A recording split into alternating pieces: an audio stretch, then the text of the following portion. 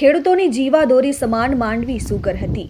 વર્ષો પહેલા માંડવી સુગરનો વહીવટ ખાડે ગયો હતો અને ફેક્ટરી બંધ થવાની નોબત પણ આવી હતી, જેમાં હજારો ખેડૂતોના કરોડો રૂપિયા ડૂબી ગયા। હવે આ મામલો ફરી એકવાર સપાટી પર આવ્યો છે, કારણ કે હાલમાં મહારાષ્ટ્રની જુન્નર સુગર પ્રાઇવેટ લિમિટેડ દ્વારા આ જમીન અને મશીનરી સાથે સુગર મિલ ખરીદી લેવાય છે। માંડવી સુગરની 250 કરોડ રૂપિયાની પ્રોપર્ટી માત્ર 36 કરોડમાં જ મહારાષ્ટ્રની સુગરને વેચી દેવાય છે, જેથી દક્ષિણ ગુજરાતમાં રાજકારણમાં તેમજ માંડવી સુગરના સભાસદમાં ખળભળાટ મચી ગયો છે।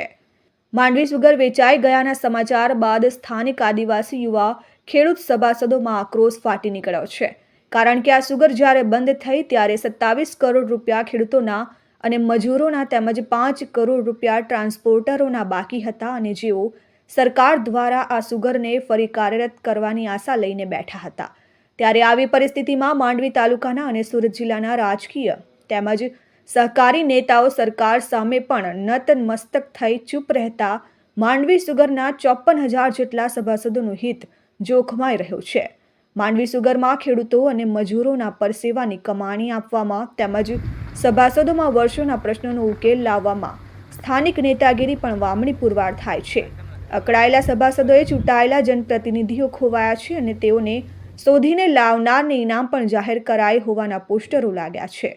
સુગર ફેક્ટરીના ગેટ નજીક ઠેર ઠેર બેનરો લાગી ગયા છે। ત્યારે હવે આ માંડવી સુગરમાં વર્ષો પહેલા ખેડૂતોના બાકી રહેલા કરોડોના નાણાં ફરી પરત અપાવવાનું જરૂરી છે। મારું નામ અજીતભાઈ ચૌધરી છે।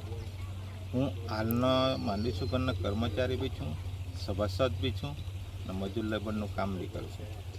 મારે અત્યારે એ કહેવું છે કે અત્યારે આ માંડવી સુગર ફેક્ટરી 260 કરોડની વેલ્યુ છે જે બેંકવાળાએ નાખેલી, તે હાલમાં 37 કરોડમાં વેચાણ થઈ ને આ આદિવાસીની સુગર ફેક્ટરી પર આજે જ્યારે આ પરિસ્થિતિ આવીને બેઠી છે તે આદિવાસી ખેડૂતોનું શું?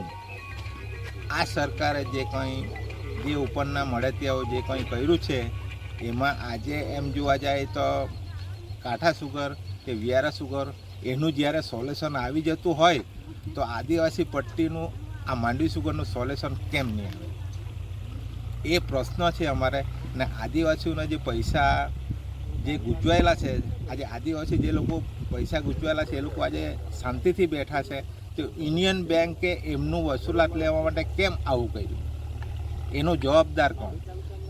એનું સોલ્યુશન આપવું। અને આ સરકારને અમારે એ જાણ કર્યું છે કે જેમ બને તેમ જલ્દી આ જુનિયર સુગરને બંધ કરાવો અને જે સંસ્થા પહેલેથી ચાલતી હતી તે રીતે એમને ચાલુ કરું, એ અમારે સરકારને જાણ કરવું છે। ને જેમ બને તેમ આનું નિરાકરણ જલ્દી આપો, સમય લાંબો નહીં થવો જોઈએ। Dharmesh Patel, RN news, Mandvi.